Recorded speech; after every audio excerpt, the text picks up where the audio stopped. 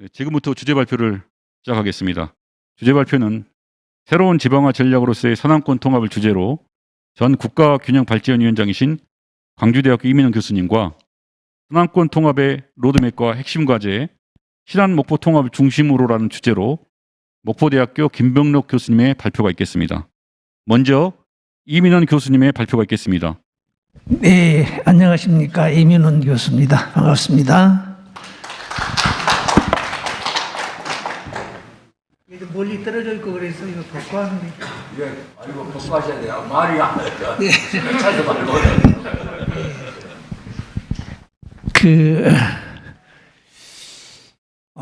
화면이 안 뜨는군요, 여기가. 떠졌어요. 화면이 보이고 제가, 예. 오늘, 예, 통합에 관한 얘기를 하는데, 저는 이제 지방 분권과 그리고 국가의 균형 발전 사업을 지금까지 해온 그런 사람입니다. 그러니까 저는 이 서남권의 통합이 지방 분권과 균형 발전의 차원에서 꼭 필요한 일임을 논증하는 그런 시간을 여러분과 함께 갖도록 하겠습니다. 이게 저하고 좀 익숙하지 않은 거여 가지고 연습 한번 해보겠습니다. 이렇게 보내고 이렇게 하고 이렇게 하면 되고, 네, 됐습니다. 제가 화면을 이렇게 구성했는데 멋있죠? 네, 손을 이렇게 꽉 잡고 지금 이거 저 찾느라고, 이 그림 찾느라고 굉장히 고생했습니다. 이거.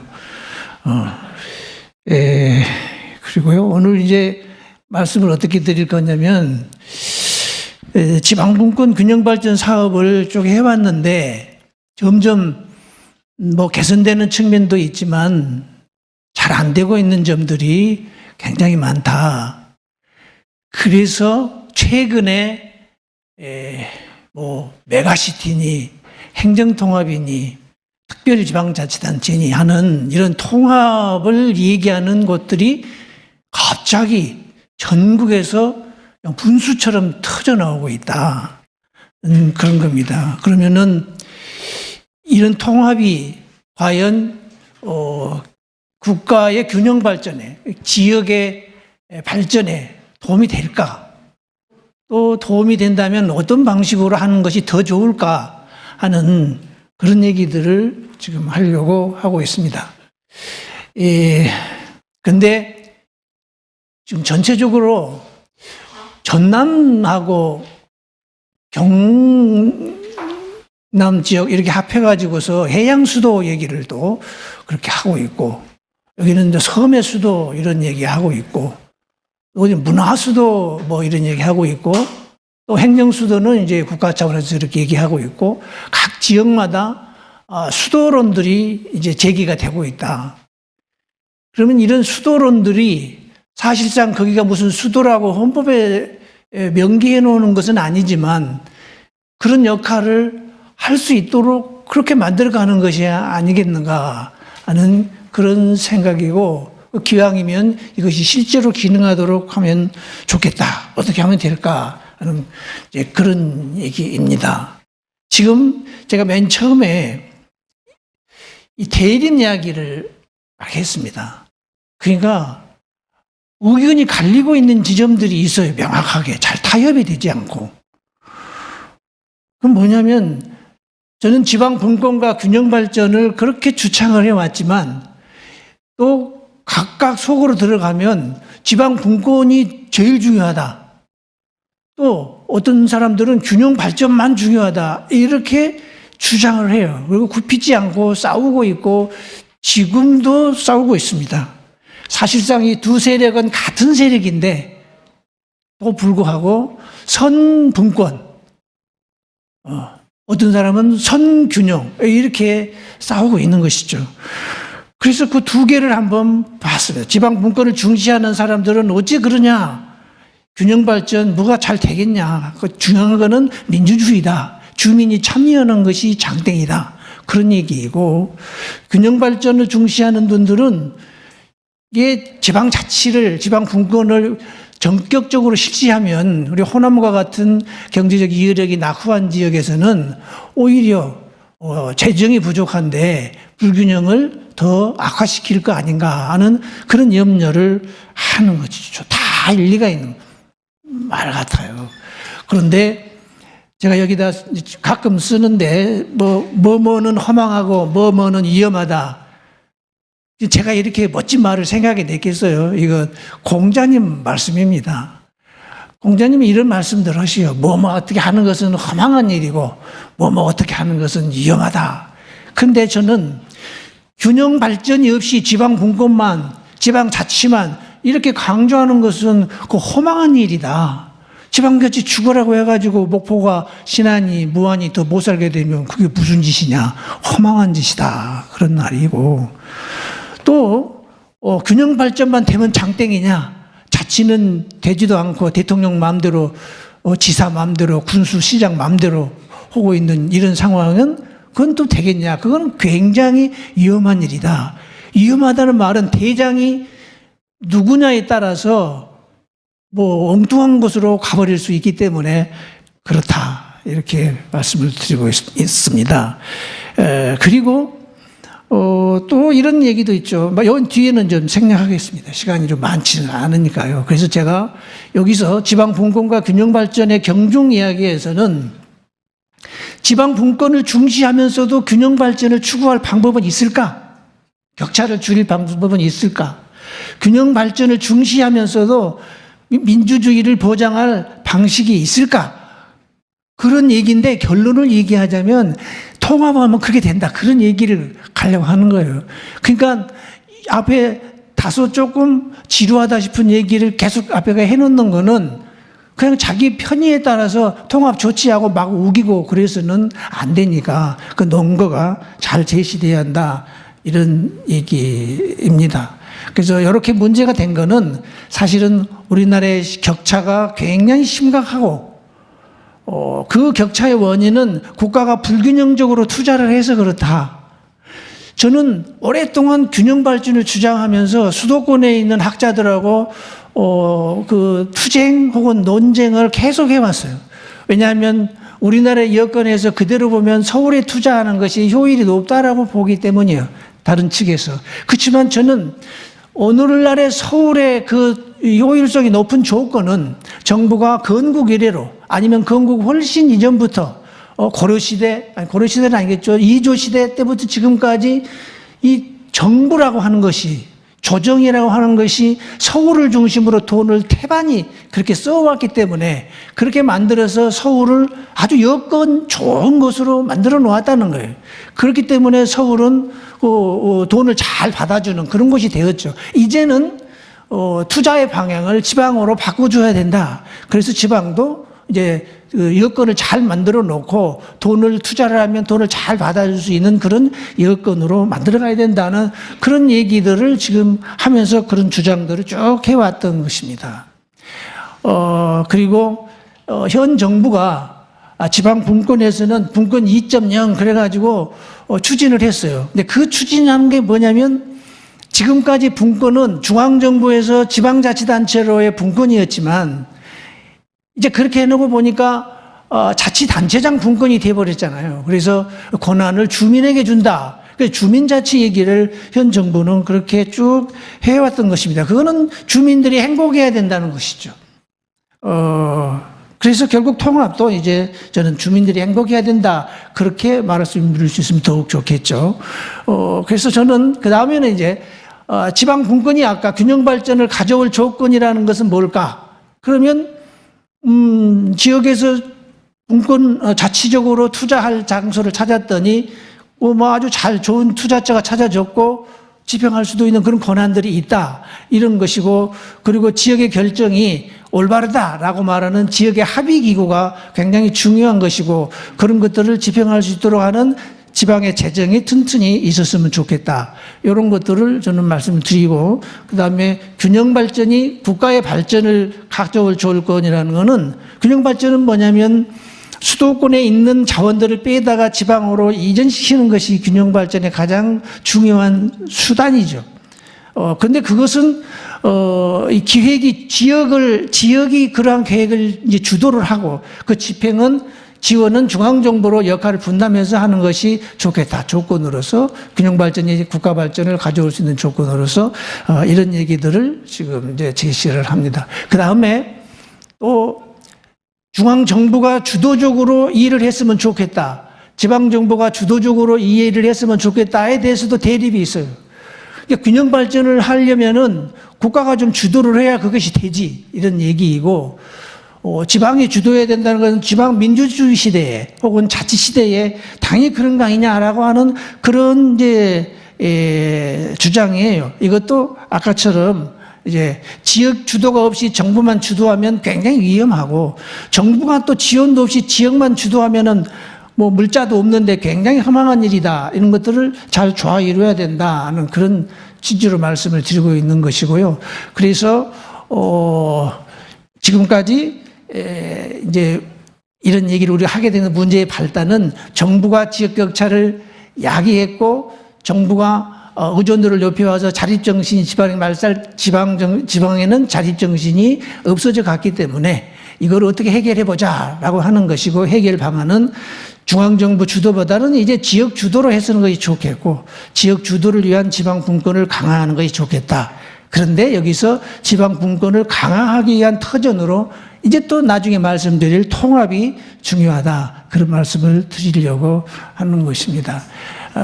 그리고 이제 제가 지역 주도가 중요하다 그랬는데, 지역이 주도해서 균형 발전을 가져올 조건이라는 것은 재정력 강화, 그리고 뭐 격차 확대 방지 장치가 있어야 되고, 그 다음에 통합 등으로 규모의 경제가 중요하다. 규모가 커지는 것이 중요하다. 그 얘기를 이제 꺼내기 시작을 했습니다.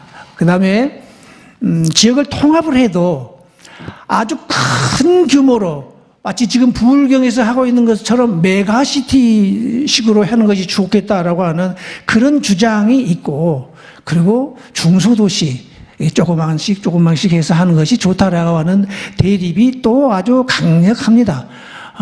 그래서 이것도 역시 이 큰 지방을 만들어야 된다는 논리는 수도권에 대항할 수 있는 강력한 구심점이 있어야 된다는 얘기예요. 이 역시 틀린 말이 아니죠. 그리고 중소도시 식으로 해야 된다는 그런 주장하는 사람들은 전국이 사람이 살만한 그런 곳이어야 된다. 그렇기 때문에 작은 단위를 잘 살게 해야 된다는 거, 그 말도 역시 틀린 말이 아니죠. 그래서 이 부분을 이걸 잘 결합할 수 있는 방식이 무엇일까라고 하는 얘기예요. 그것이 이제 또 역시 결론적으로 행정통합이다. 그런데 큰 규모의 통합보다는 우선 작은 규모의 통합이 중요하다. 그런 얘기를 시간이 제가 마땅치가 않아서 자세히 설명 못 드리지만 그런 얘기를 지금 하고 있는 겁니다, 제가. 그 다음에 이제 초광역 통합과 초기초 통합 방식의 대립이 있습니다. 지금 아까 연장선인데 통합을 하더라도 아주 큰 규모의 통합, 초기초. 여기서 이제 초라는 말은 이 광역끼리 연결하자 그런 말이고, 요거는 이제 초기초는 기초끼리 연결하자 이런 말이 되겠죠. 그러니까 광주와 전남을 통합하자. 그럼 그건 초광역 통합인 것이죠. 그런데 목포와 신안을 통합하자. 그것은 기초단체를 통합하자. 그런 이야기입니다. 그래서 그 두 가지의 대립이 있다라고 하는 겁니다. 그래서 초광역 통합 방식을 추천하는 그런 분들은 수도권 집중 만들려면 그렇게 해야 된다. 비수도권도 수도권 육성할 했던 만큼의 투자가 필요하다. 이런 얘기를 하는 것이고, 요거는 이제 효과 면에서 그렇게 주장하는 거예요. 효과가 이 정도는 돼야 수도권에 대항하는 효과가 있는 것이다. 이런 거고. 그다음에 초기초 방식은 이제 그것이 가능한 정도의 수준이어야 한다는 거죠. 가능해야지.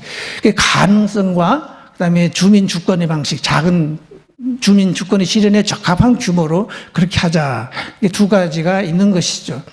그래서 마찬가지로 여기서도 이 효과 없이 그냥 요 가능성만 추구하면 그건 허망한 일이다. 그런 말이고, 또 가능성이나 없이 효과만 추구하면 그건 굉장히 위험한 일이다 라고는 공자님의 말씀 패턴을 그렇게 이어서 제가 주장을 하고 있습니다. 그래서 제가 제시하는 과제는 초강력 통합 방식으로 초강력 통합 방식으로 이렇게 가능하냐, 초강력 통합 방식으로 해가지고, 그러니까 작은 규모의 통합이 노리고 있는 이런 이야기들을 관철해낼 수 있냐? 있으면 그렇게 해도 된다라고 하는 것이고, 또는 아주 작은 규모의 통합으로 초강력 통합 방식이 노리고 있는 이 효과를 실천할 방식이 있냐? 그러면 이제 그렇게 해야 된다. 그렇게 논지를 전개해 가고 있습니다. 결론은 초강력 통합 방식으로 이런 걸 하기는 사실상 굉장히 어렵고, 초기초 통합 방식으로 이 큰 규모의 통합의 효과를 가져올 수 있는 그런 걸 추진할 수 있는 방안을 고민해 보면 되지 않을까 하는 그렇게 논증을 제가 했습니다. 그래서 이제 제가 약간의 답으로 제시하는 것은 규모가 너무 크지 않은 초기초 통합을 검토를 하자는 말이고요. 그 다음에 이 경제적 공통성이 있는 기초단체를 중심으로 행정통합을 검토해야 된다. 그러니까 행정통합을 해도 어떤 경제적인 공통과제가, 공통사업이 없는데 그냥 옆에 있다고 그냥 붙이면 안 된다. 붙이더라도 지금까지 없었으면 무슨 사업을 만들어서 붙여야 된다. 그런 말이고요. 그 다음에 경제적 공통성이 있는 기초단체를 중심으로 여기까지 갔죠. 특별지방자치단체를 검토해 볼 필요도 있다. 그러니까 행정통합까지는 아니어도 특별지방자치단체, 요즘에 이제 법이 얼마 전에 이게 통과가 되었죠. 그래서 실천 가능성은 좀 더 있고 하는, 그러니까 아주 강한 방식이고 이건 약간 좀 약한 방식이고 그렇게 볼 수가 있겠죠. 그래서 저는 전체적으로 방향을 보면 종합적, 지금까지 얘기한 것들을 종합해서 서남권의 비전을 보면 그 방향은 지방 분권, 균형 발전, 국가 발전은 동시에 추진돼야 한다. 이 이야기를 하려고 설명은 다 드리지는 못했지만 얘기를 앞에 썼던 겁니다.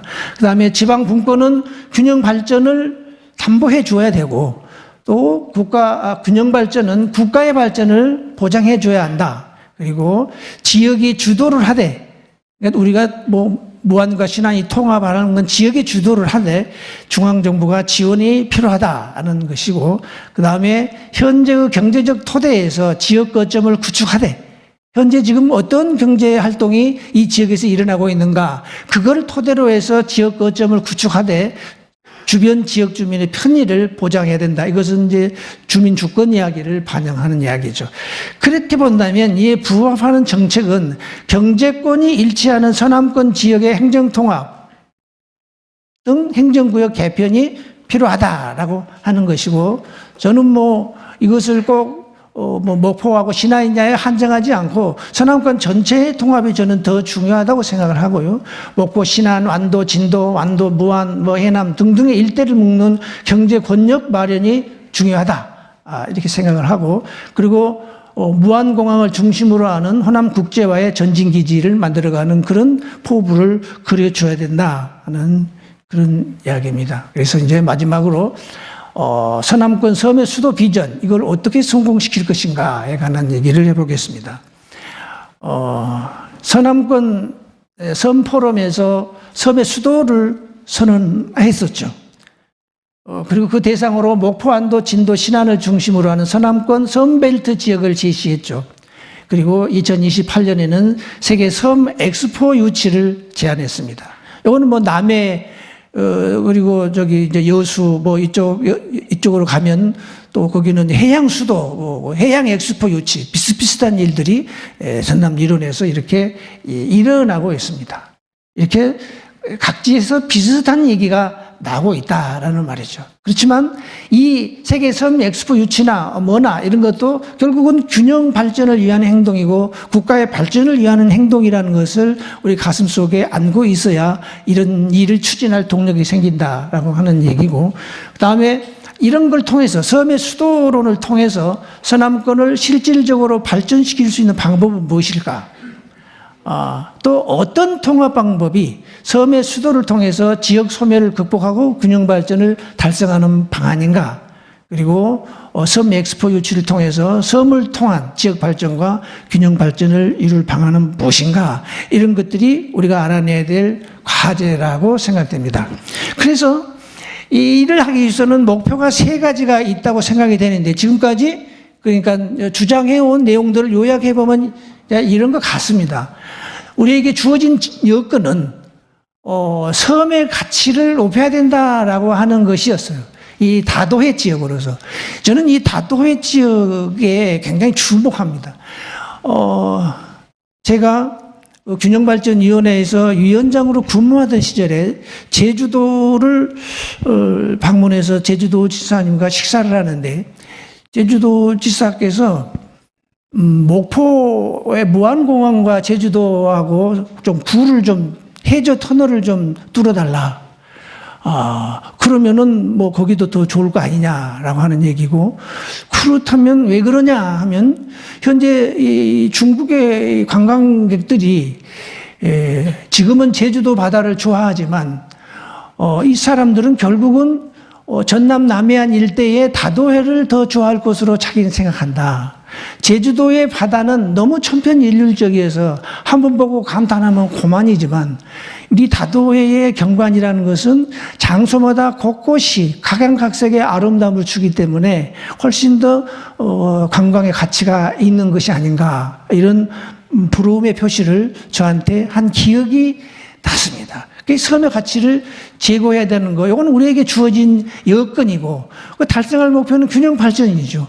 우리 서남권의 발전을 통해서 국가의 균형 발전이 달성될 수 있는 여건 정도가 돼야 된다.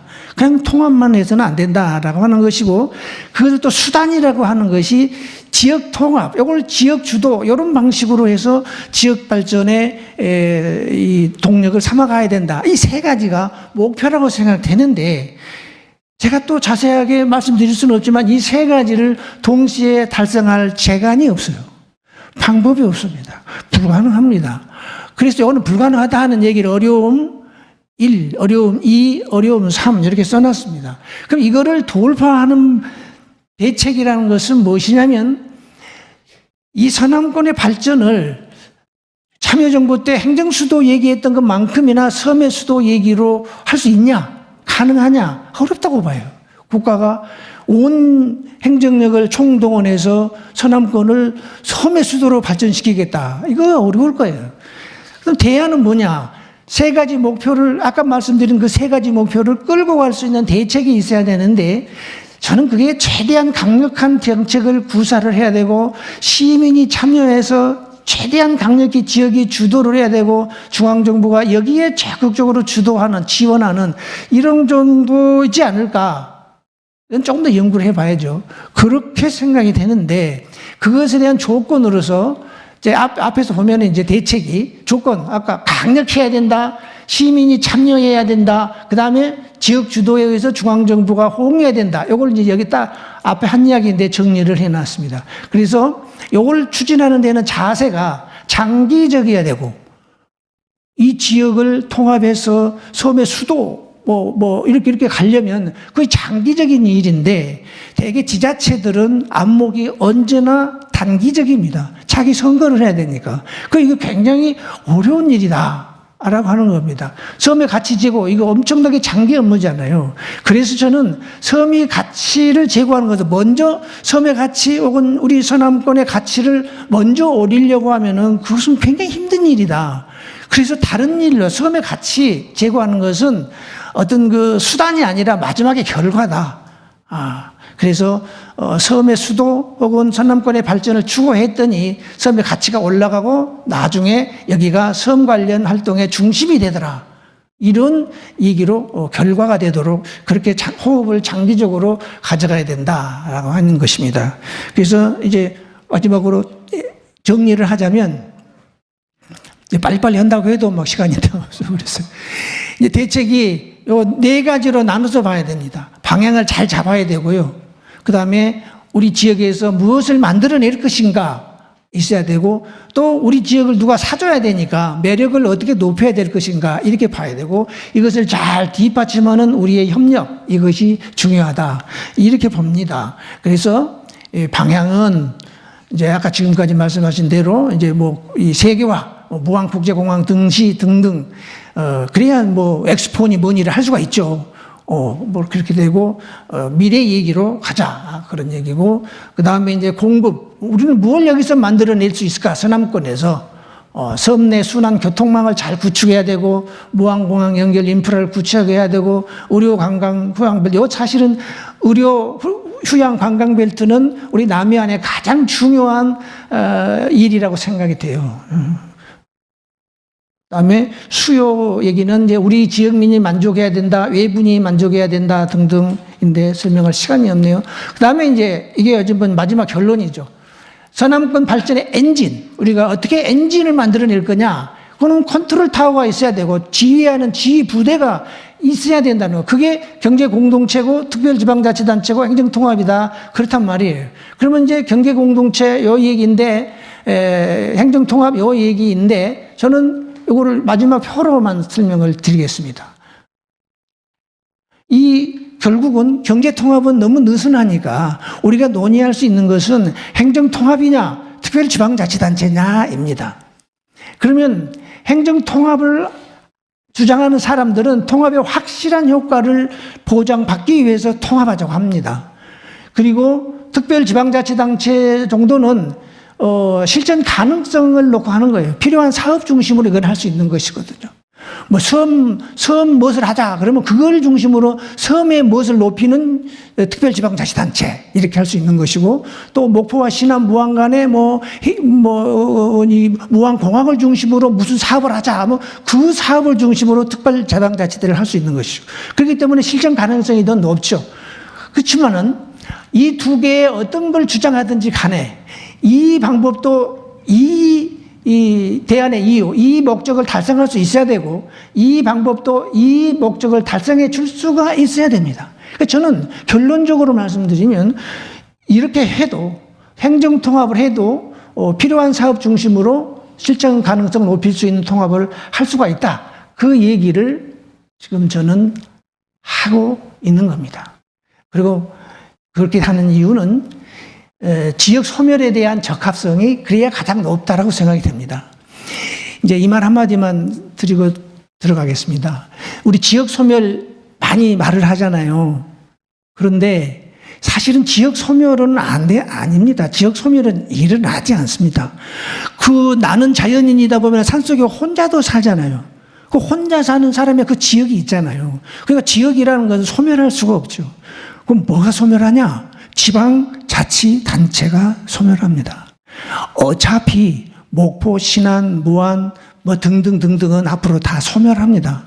새로운 행정구역이 저는 적어도 7, 8개 정도 합쳐져 가지고 한 개 지방자치단체로 될 거라고 생각합니다.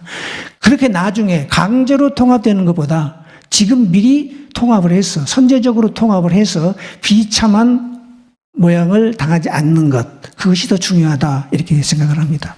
감사합니다. 수고하셨습니다. 네, 제한된 시간 때문에 더 많은 이야기를 들을 수 없어서 다음번에 또 우리가 워크숍 때 우리 이민영 교수님 한번 모시고 좀 더 깊은 말씀 듣는 시간을 가졌으면 좋겠습니다. 네, 강제 통합보다는 선제적 통합이 지역 발전의 어떤 전략이 될 수 있다라는 그런 말씀이셨습니다. 다음은 목포대학교 김병록 교수님의 발표인데요. 발표 이전에 잠시 안내 말씀드리겠습니다. 김병록 교수님의 발표는 우리 목포신안통합추진위원회에서 서남권 통합의 로드맵과 핵심 과제라는 주제로 목포대학교 지방자치연구소에 용역을 발주했습니다. 그래서 오늘의 발표는 그 용역 결과의 중간 보고를 겸한 발표가 되겠습니다. 네, 김병록 교수님 무대 위로 올라와 주시기 바랍니다.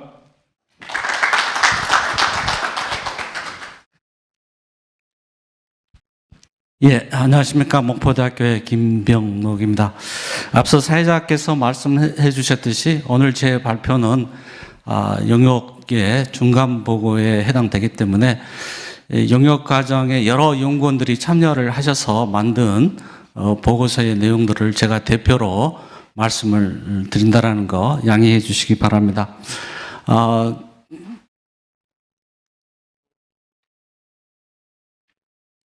예.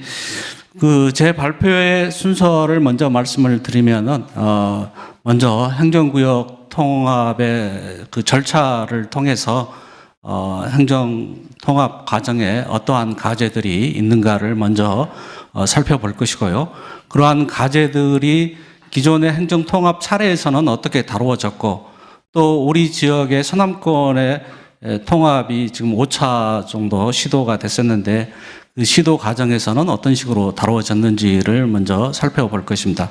그리고 최근에 다시 논의가 시작이 된 신안 목포 통합 과정에서는 그러한 핵심 과제들이 어떤 식으로 다루어져야 될 것인지에 대한 시사점들을 찾아내는 그런 과정으로 발표를 하겠습니다. 그리고 마지막으로는 이제 그런 과제를 검토하고 이제 통합 로드맵을 제시하면서 통합을 위한 한두 가지 제안을 하는 것으로 발표를 마무리하고자 합니다. 먼저 행정 통합의 필요성 부분은 앞에 이민원 교수님께서 지방 분권의 차원에서 또 지방 발전 전략으로서의 행정 통합에 대한 필요성에 대해서 자세히 말씀을 해 주셨기 때문에 그 부분은 생략을 좀 하고자 합니다. 시간을 아끼기 위해서라도. 그리고 이제 행정구역, 행정 통합의 절차 부분은 크게 지방에서 해야 될 부분과 중앙정부에서 해야 될 부분, 그리고 국회 차원에서 해야 될 이런 부분으로 세 가지 부분으로 나누어지게 됩니다. 지방정부 차원에서는 일단 행정통합의 대상이 되고 있는 시군, 이제 저희 경우에는 시군이 되겠죠. 그 중에서도 도농통합이 됩니다. 도농통합 내에서의 합의가 이끌어져야 되겠죠. 그리고 합의가 이끌어지게 되면은 시군 단체장이 거기에 대한 의견을 이제 시군 의회의 의견까지 수렴해서 이제 도지사의 전라남도에 제출을 하게 됩니다. 그러면 전라남도에서는 화면이 조금 초점이 흐린 것 같습니다. 아마 괜찮습니까? 예. 도에서는 이제 시군에서 올린 이제 계획서, 제안서를 이제 검토를 하게 되겠죠. 검토를 하면서 지역의 상생 발전 방안이라든지 지역 발전 방안도 검토를 할 것이고요. 주민들의 의견들도 검토를 하고, 그리고 지방의회에 의견을 물어서 도지사가 최종적으로 판단을 해서 본인의 이제 의견을 첨부해서 행안부에 제출을 하게 됩니다. 행안부에서는 또 다시 검토를 합니다. 지역의 의견을 다시 또 검토를 하는 거죠. 법적 요건은 다 갖추어졌는지를 비롯해서 다 검토를 하고, 그런 신청서가 들어오게 되면 곧바로 이제 관계 기관에 사전 보고를 합니다. 여기 보시게 되면은 보고를 하는 이제 부서들이 쭉 나열이 되어 있는데요. 그 중에는 이제 국무조정실도 있고요, 당정협의도 있고, 그 와중에 이제 가장 중요한 역할을 하는 게 지역 출신의 국회의원의 의견까지 다 묻게 되어 있습니다. 그리고 이제 법률안을 작성을 하게 되죠. 행정통합은 최종적으로는 법률안을 작성을 해서 국회 심의 의결이 돼야만이 통합이 이제 되게 됩니다. 그래서 정부에서 법률안을 만들고, 그 다음 단계는 이제 차관회의 또 국무회의를 거쳐서 정부안이 국회에 상정이 되고, 국회에서 이제 소관 상임위원인 행안이죠. 행안위를 거쳐서 법사위 거쳐서 이제 본회의에 의결돼가지고 최종적으로 법률안이 되는 국회 과정을 이렇게 거치게 됩니다. 이런 과정 속에서 이제 우리가 과제를 찾아낸다라고 한다면 제일 처음에 이 실태조사서를 내게 되는데, 실태조사서 내용 중에는 반드시 들어가는 부분이 통합시의 명칭을 어떻게 할 것인지, 통합시 청사는 어디에 둘 것인지, 상생발전안은 어떻게 구성이 될 것인지, 그 다음에 지역의회 또 단체장의 의견은 어떤 것인지, 이런 것들을 다 검토하게끔 되어 있습니다. 그래서 실제 통합 과정에서 핵심 과제는 바로 그런 부분이 됩니다. 통합시의 명칭, 통합청사의 위치, 그리고 이제 상생발전안. 상생발전안은 분명히 주민들의 합의에 의해서 이루어져야 되겠죠. 그리고 아까 말씀드렸듯이 단체장 의견, 지방의회 의원들의 의견 이런 게 들어가는데요. 그 와중에 가장 중요한 것은 바로 국회의원의 의견이라고 할 것입니다. 왜 그러냐면요. 여러분들이 잘 알다시피 우리 지역의 지역 정치의 현실을 비춰봤을 때 지역 단체장이나 또는 지역 지방 의원들에게 가장 영향력을 미칠 수 있는 사람은 바로 국회의원이기 때문에 그렇습니다. 그래서 가장 중요한 역할이 국회의원한테 있는 것이죠. 물론 국회의원한테도 영향을 미칠 수 있는 집단이 있다고 한다면 바로 주민들이 되겠습니다. 주민의 절대 다수가 통합을 생각을 가지고 합의를 이뤄내게 된다면 국회의원도 따라갈 수밖에 없는 그런 상황이 되겠죠. 이제 이런 측면에서 과거에 이런 통합시 명칭이라든지 또는 청사 위치 또는 상생 발전 방안이라든지 이런 부분들이 과거 행정 사례에서는 어떻게 다루어졌는지 또 우리 지역에서는 어떤 식으로 논의가 됐었는지를 한번 살펴보도록 하겠습니다. 행정구역 통합 사례에 대해서는 목포대학교의 박찬영 교수가 살펴보셨는데요. 먼저 그 통합은 실질적으로는 그 지방자치제가 실시되기 이전에 지역의 통합이 이제 시도가 됐습니다. 그래서 김영삼 정부 때 약 도농통합으로 봤을 때는 약 40개 정도의 도농통합이 이루어졌어요. 그래서 95년 1월 1일 날 35개, 그 다음에 5월에 지금 5개 해서 40개 정도가 통합이 됐는데 이 40개 통합시가 형성이 되면서 통합시의 명칭을 어떤 식으로 만들었느냐. 이 시의 이름과 군의 이름이 이렇게 같을 경우에는 똑같은 이름으로 가니까 문제가 되지 않겠죠. 이 40개 중에서 20개가 같은 이름이었어요. 그 다음에 시하고 군하고 이름이 달랐을 때 군의 이름을 따라가는 경우가 10개, 시의 이름을 따라가는 경우가 10개 이렇게 구성이 되어 있습니다. 그래서 특별히 어떤 시 명칭을 정하는데 어떤 원칙이 있는 것은 아닌 것 같습니다. 그때 그 지역에 따라서 조금씩 달랐지 특별한 어떤 뭐 규정이 있다라든지 또 전례가 있다 이렇게 보기는 어려운 것 같습니다.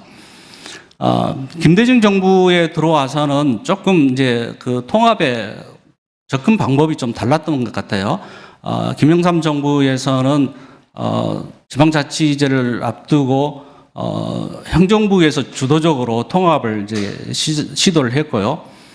김대중 정부에 와서는 주민들의 의견을 많이 묻는 주민들 주도로 통합을 시도를 하는 경향이 많았습니다. 그러다 보니까 실제 통합의 수가 많지가 않습니다.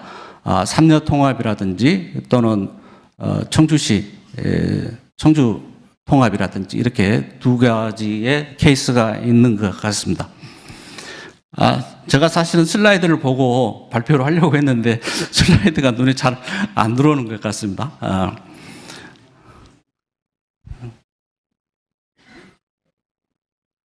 예, 제가 노트북을 보면서 발표를 하도록 하겠습니다. 그 다음에 이제 그 여수시 같은 경우에는 시청사를 어떻게 했느냐. 시청사를 보니까, 이제 명칭은 여수시로 하고 통합시청사는 대신에 여천시청을 이용하는 것으로 이렇게 이제 시 명칭과 청사를 이렇게 나누었던 것 같습니다. 그런데, 그리고 나서 나중에 이제 그 통합청사를 이렇게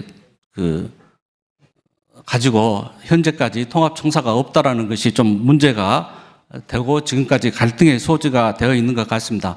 2019년도에 여수시 사회조사 결과에 따르면은 민원 업무를 보아야 되는데 청사가 이렇게 분리가 되어 있나요? 그래서 이제 청사 찾기가 좀 어렵다. 이런 문제가 제기가 되고 있는 것 같습니다.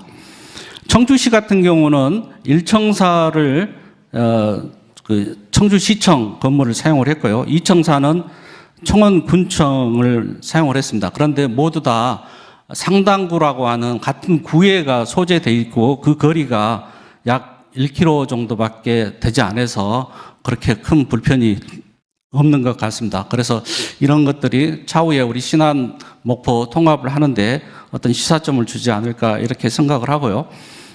그 다음에 이제 도농 통합이 아니고 이제 기초자치단체 간의 행정 통합은 창원시, 세종시 또 자치구에 대한 통합, 서울시의 통합도 논의가 되어 있고요. 최근에 와서도 이제 통합의 논의가 군데군데 많이 지금 논의가 되고 있습니다. 앞서 발표되었듯이 광역자치단체 간의 통합 논의도 있고요. 또 기초자치단체 간의 통합도 논의가 되고 있습니다. 오늘 토론자 중에는 창원시 통합에 관련돼서 또 이야기해 주실 분도 계시고 지금 또 기초자치단체 간의 통합에 대해서 전주시와 안주시 통합 관련돼서도 토론자께서 참석을 해서 이야기를 해 주실 것 같습니다. 다음은 이제 우리 서남권 행정구역의 통합 추진 과정에서는 아까 말씀드린 핵심 과제들이 어떤 식으로 논의가 됐었는가를 한번 살펴보게 되면요. 그걸 보기 전에 2008년도에 목포시에서 영역을 발주를 해서 우리 서남권 행정 통합에 대한 로드맵을 한번 만든 적이 있습니다. 그래서 먼저 우선적으로는 목포시와 신안군이 통합이 되고 다음 단계는 무안까지 포함시키고 그 다음 단계는 영암 해남까지 통합시키는 이런 단계적 통합 논의를 이렇게 연구 보고서로 만들어 본 적이 있는데요. 2010년도에 목포 신안 통합을 우선적으로 하게 된 배경이 어디에 있는가? 이것은 과거에 우리 서남권의 통합 역사를 보게 되면 그것을 이해하기가 될 겁니다. 먼저 서남권 행정통합의 1차적인 시도는 앞서 말씀드렸듯이 지방선거, 지방자치를 앞두고 이제 시도가 됐죠. 행정부의 어떤 주도적으로 이루어졌던 부분들인데 그게 이제 94년 4월 7일부터 5월 7일까지 한 달 사이에 이제 이루어졌습니다. 그 당시에 이제 목포에서 보다 적극적으로 통합을 주장을 했습니다. 그 당시에 통합이 만약에 되지 않는다라고 한다면 목포가 전남의 제3위 도시로 추락하고 만다. 그런 긴박한 이기의식을 느끼고 통합을 추진을 했었는데 결국은 실패를 지금까지 했고 실제 엊그제 뉴스에도 나왔듯이 여수 순천에서 이제 시군 직제를 바꿔야 된다. 목포가 왜 아직도 1위에 있느냐 이런 주장을 지금 펼치고 있듯이 목포가 3위로 지금 추락해버린 그런 상황이 됐습니다. 어찌됐든 간에 그런 위기의식 속에서 목포시의회가 결의문을 합니다. 통합시 명칭은 무안시로 하겠다. 아예 시 명칭도 무안에다 넘기고요. 청사도 무안에 두겠다. 모든 행정기관을 이제 무안으로 넘기겠다라는 거죠. 그리고 시의원, 구의원 수를 조정해서 무안군과 목포시의 의원 수도 줄이겠다. 이렇게 선언을 하고 모든 걸 양보를 하면서 통합을 추진을 했습니다만은 무안군에서는 도농통합이 되게 되면 농촌 지역이 소외되고 많은 불이익을 받을 수밖에 없을 것이다.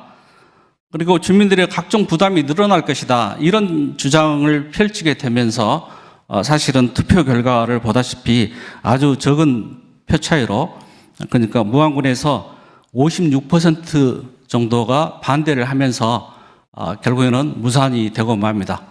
그래서 1차 실패를 하고 곧바로 또 2차 시도가 이루어집니다. 같은 해 6월 달부터 10월까지 2차 시도를 하고 목포에서는 1차에서 제안했던 모든 것들을 그대로 다시 또 제안을 하게 됩니다. 모든 것을 무안에 다 양보하는 쪽으로 양보를. 근데 이때는 또 이제 목포, 무안, 신안 세 군데가 통합 논의가 되는 건데요. 그럼에도 불구하고 투표 시한이 있었는데 시한을 지키지 못하면서 결국에는 투표도 못하고 실패를 하게 됩니다. 다시 11월부터 95년 3월 달에 3차 시도가 이루어지게 됩니다.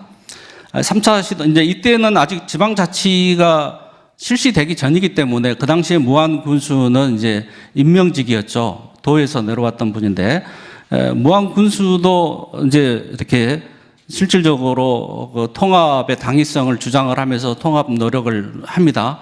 그런데 무안군 의회에서 또 그 당시에 의회는 92년도에 이미 지방의회가 형성이 돼 있었기 때문에 의회에서 군수와 부군수를 불신임 결의안을 의결을 하게 되고요. 또 군수와 부군수가 중립을 지키지 않았다 하면서 검찰에 고발하는 그런 단계까지 가는 아주 그 극도로 이제 반대 운동이 나타나게 됩니다. 그래서 감정 대립까지 오게 되고요. 그래서 이제 투표가 실시가 됐는데 어째서 됐는데 그 당시에 이제 그 지방선거를 앞두고 95년도 이제 6월인가 지방선거가 있죠. 지방선거를 앞두고 국회의원들하고 그 당시에 지구당 위원장들이 반대를 함에 따라서 보다시피 적은 표 차이긴 하지만 무안군에서 54.5%가 반대를 하면서 또 실패를 하게 됩니다.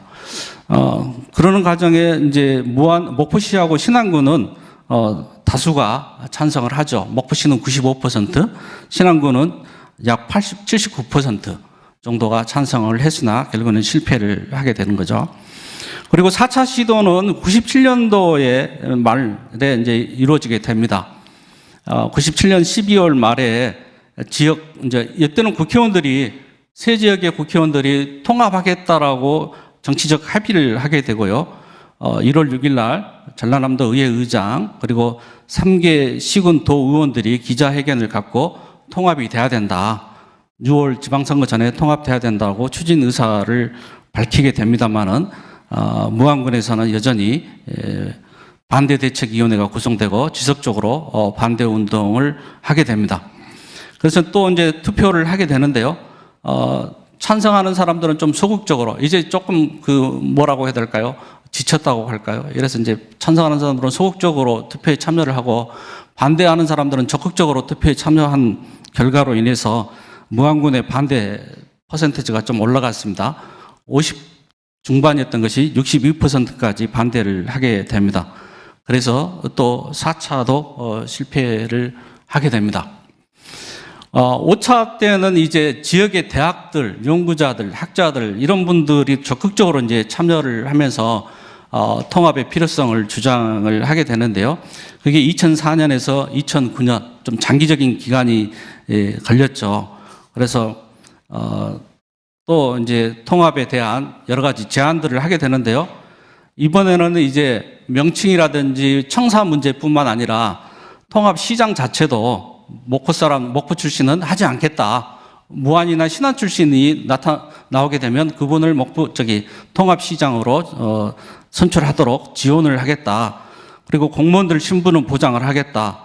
또 통합에 따른 농어촌 지역이 소외되지 않도록 정책 대안을 제시하겠다 등등 여러 가지 목포의 입장에서는 실제 많은 기득권들을 다 내려놓고 통합을 주장을 했습니다만은 투표 결과 결국에는 또 무안의 반대 그리고 이제 더 나아가서 신안군마저도 반대가 나타나서 실패를 한 그런 역사가 있습니다.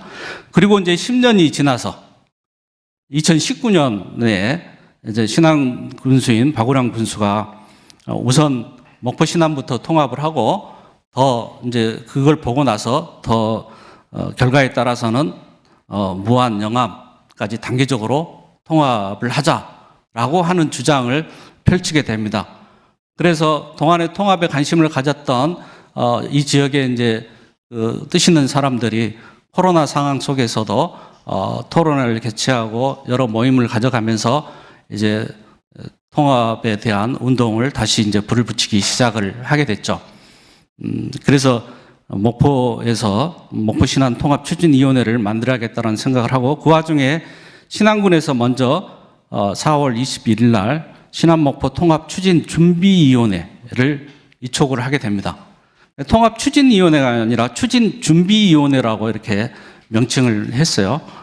물론 목포는 그 이전부터 준비가 됐었습니다만 목포가 나서기보다는 신안에서 하면 그에 따라서 우리가 하겠다라고 양보를 한 상태에서 6월 2일 날 금년 6월 2일이죠. 통합추진위원회가 발족이 됩니다. 그 발족식에서 목포시장은 또 그런 발표를 하죠.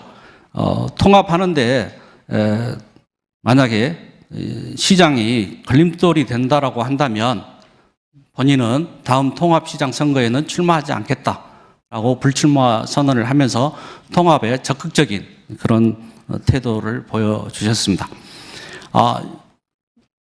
이러한 이제 과거의 그 통합 추진 과정을 보게 되면은 가장 중요한 것이 그런 것 같습니다. 정치권하고 그다음에 주민들이 통합에 대한 공감을 공유를 해야 된다. 무엇보다도 정치권의 그 공감이 보다 더 중요하기 때문에 어떻게 하면 사실은 지난 10년 동안 정치권에서는 전혀 통합에 대한 언급을 한 적이 없었거든요. 2011년부터 2021년까지 이제 그런 과정 속에서 어떻게 하면 정치권이 보다 더 우리 지역의 발전을 위한 통합에 대한 관심을 가지게 할 것인가 하는 부분들에 대해서 생각을 해봐야 된다라고 하는 것이 중요한 것 같습니다. 그래서 이따가 제가 제안을 할 때도 그런 부분에 대해서 제안을 하고자 합니다. 시간이 많이 갔는데요. 목포 신안 통합 과정의 핵심 과제에 대해서는 이제 뭐 유도환, 박찬영, 최영수, 최정민 등등 여러 교수들이 참여를 해 주셨어요. 하나씩 보게 되면 제가 간단히 보도록 하겠습니다. 의원수하고 초대의장에 대한 것도 이슈가 되는데요. 과거의 사례를 보게 되면은 의원수를 인구가 적은 쪽에다가 많은 양보를 했습니다. 인구가 적은 쪽에서는 통합을 하게 되면은 의사결정권이 인구 많은 쪽으로 쏠리는 거 아니냐. 그래서 자기들이 소외되고 불이익을 볼 수 있다. 이렇게 주장을 하기 때문에 여수시나 창원시나 청주시 사례를 보더라도 기체의원 수는 많은 배려를 해서 주고 있다. 이렇게 봐야 됩니다. 근데 최근에 와서는 그게 표의 등가성의 문제가 돼가지고 여러 가지 이제 제한이 있기는 합니다만은 그런 그 등가성도 고려도 하고 또 소수 지역에 대한 고려도 하는 차원에서 의원수가 결정이 돼야 될 것이다. 이렇게 보는 거고요. 통합시 명칭이라든지 청사는 여러 가지 안들이 이야기가 되고 있습니다만은 실질적으로 목포 같은 경우는 명칭이라든지 청사에 대한 것들을 이미 내려놨기 때문에 특별히 문제가 될 것 같지는 않습니다. 그렇지만 명칭 같은 경우에도 어떤 역사성이라든지 대외적 이미지 얼마나 친숙하고 대외적으로 얼마나 잘 알려져 있고 이런 부분들이 좀 고려가 돼야 될 것이고요. 청사의 부분도 이게 공공시설 입지 이론에 따라서 어떤 중심성, 효율성, 미래성, 상징성, 지역 균형성 이런 것들이 고려해서 결정이 좀 돼야 될 것이다. 이런 말씀을 드릴 수 있겠습니다. 행정구역 개편에 대해서는 이제 읍면 지역들이 소외를 느낄 수가 있기 때문에 그러한 부분들을 해소할 수 있는 방향으로 그것들을 조례에도 명시할 수 있도록 준비가 돼야 될 것 같고요. 또 행정조직 개편이나 인사관리 부분도 결국에는 통합을 하게 되면은 그 지역에 특화된 기구들이 어떻게 보면 그러니까 신안군의 경우에는 조금 더 해양이라든지 수산, 섬에 관련된 기능들이 많이 필요한데 그런 부분들이 축소되는 것이 아니냐 이런 우려가 있기 때문에 그러한 우려를 좀 해소시킬 수 있는 또 공무원들의 승진에 관련된 인사에 관련된 문제도 한동안은 신안군과 목포시의 승진 비율을 똑같이 제한하는 이런 방안들도 마련해 볼 필요가 있다라고 하는 제안들이 있습니다. 그다음에 통합시의 재정관리인데요. 통합시의 재정관리 문제는 신안군이 생각할 때 목포시의 채무가 많다. 특히나 대양산단에 관련된 채무가 많기 때문에 그런 채무로 인해서 신안군한테 부담이 되는 것이 아니냐 이런 이야기를 하는데 이 연구자에 따르면은 통합 이전에 통합 유동부채 문제는 충분히 해소가 될 것이다 이렇게 주장을 하고 있습니다. 반면에 통합 유동부채를 보게 되면 신안군의 통합 유동부채 비율이 굉장히 급등을 하고 있다는 거예요. 그러니까 부채 부분에서 통합 유동부채 부분은 출자 출연 기간의 부채까지 다 포함한 것인데요. 신안군의 경우에는 천사섬 요트관광 주식회사에 한 8억, 신안군 복지재단에 5억, 그다음에 신안군 정학재단에 9억 이런 부채가 있기 때문에 이런 부분들이 많이 올라가 된 상태인 반면에 목포시는 관리채무 비율이 높아서 통합 전에 이런 부분들이 해소될 수 있도록 노력이 필요하다. 그래야 신안군에서 받아들이지 않겠는가 이런 이야기를 합니다. 한편 통합이 되게 되면은 실제 신안군에서 염려하는 재정적인 부분에는 특례 조항에 의해서 재정 특례를 통해 가지고 통합이 성사될 시에는 지원에 따라서 문제가 발생되지 않을 것이다라고 하는 주장을 펼쳐놓고 있습니다. 그다음에 이제 사회복지 분야는 신안군의 복지 서비스의 문제는 접근성이라든지 시설의 부족 그리고 인적 자원, 물적 자원들이 굉장히 불균형이 되고 있다라는 부분들 그래서 통합을 위해서는 그런 부분들이 해결이 돼야 된다 하는 것들을 이야기를 해놓고 있습니다. 그다음에 세안대학의 최영수 교수는 신안 목포에는 통합 관광 자원들이 굉장히 풍부한데 이 관광 자원들을 어떻게 활용할 것인가 결국에는 통합 관광형 플랫폼을 만들어서 활용을 해야 된다라고 하는 주장을 펼치고 있습니다. 대표적으로 이제 이런 통합 관광 플랫폼을 구축하기 위해서는 섬의 날 기념관, 박물관 건립을 하고 2030년 세계 섬 문화 엑스포를 또 유치를 해야 될 것이고 또 신안 목포 통합 관광 카드를 개발해서 활용한다라든지 통합 관광 추진위원회를 구성한다라든지 통합 이미지 섬을 만들 이런 것들을 주장하는데요. 예를 들어서 통합 이미지 섬 같은 경우는 이런 제안을 합니다. 니도 나도 우리도를 만들자. 니도라고 하는 것은 너섬, 목포를 말하는 거고요. 나도라고 하는 것은 내 섬, 신안. 우리도는 통합점을 의미한다. 그래서 니도 나도 우리도를 만들자. 이런 그 이미지를 제안하기도 했습니다. 예, 뭐 통합에 따른 핵심 과제 부분들은 뭐 대략 이제 이렇게 말씀드리고 구체적으로 이제 통합 로드맵을 보게 되면요. 앞서서 통합 절차를 이야기를 했습니다만은 이 절차 과정 속에서 우리가 고려해야 될 이벤트가 지방선거하고 국회의원 선거가 이제 작용을 할 수가 있다라는 것을 고려했을 때 로드맵을 크게 이상적인 형태와 현실적인 형태로 이렇게 나누어서 본다면 이상형은 일단은 이 지방선거에 맞춰서 지방선거와 우리 주민투표의 일정을 맞춰야 된다. 그렇게 보면 내년 후반기에는 우리가 법률안 제정까지 가능할 것이다.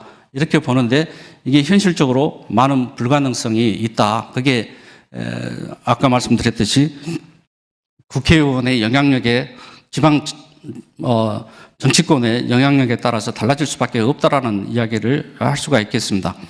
그래서 현실성이 있는 것을 본다면은 제가 봤을 때는 이번 통합의 문제는 국회의원의 선거구 조정과 밀접할 수밖에 없다라고 봅니다. 만약에 신안 목포와 통합이 된다라고 한다면 국회의원 선거구가 바뀌어야 될 수밖에 없는 상황입니다. 그래서 그 두 부분이 매칭이 돼야 된다. 그런데 국회의원 선거구라고 하는 것은 국회의원 선거의 6개월 전에 이 선거구가 조정이 돼야 됩니다. 그래서 그 이전에 우리가 국회의원 선거구에 대한 조정에 대한 우리의 의견들을 대외적으로 표명을 하고 선거구 획정위원회에다가 의사표명을 해서 선거구가 조정될 수 있게끔 해야 될 것이다 라고 하는 게 제 생각입니다. 그래서 제가 제안을 한다라고 한다면 첫째가 국회의원의 역할, 선거구 조정이 필요하다는 것인데 앞서 봤듯이 절차 과정에서 국회의원의 역할이 굉장히 지대하죠. 어떻게 보면 지방의원이라든지 또 주민들의 통합 지지를 이렇게 결집하는 데 있어서의 주도적인 역할을 할 것이고요. 또 실제 국회 행정부와 국회에서의 절차 과정에서도 국회의원이 지대한 역할을 할 수밖에 없는 그런 상황들이기 때문에 가능하면 국회의원이 통합에 대한 지지 표명을 하고 적극적으로 나설 수 있게끔 그렇게 돼야 된다는 거죠. 그렇게 할 수 있게끔 하기 위해서는 어떻게 해야 되느냐? 바로 국회의원이 우리 지역의 지역구의 국회의원이 될 수 있도록 해야 된다. 이렇게 봅니다. 그래서 제가 국회의원 선거구 조정이 이루어져야 된다고 보는데 지금 현재 선거구가 목포, 영암, 목포 선거구 하나, 그다음에 영암, 무안, 신안 이렇게 돼 있었는데요. 사실 지난 선거에서도 이미 영암하고 무안은 분리가 돼야 된다는 의견들이 있었어요.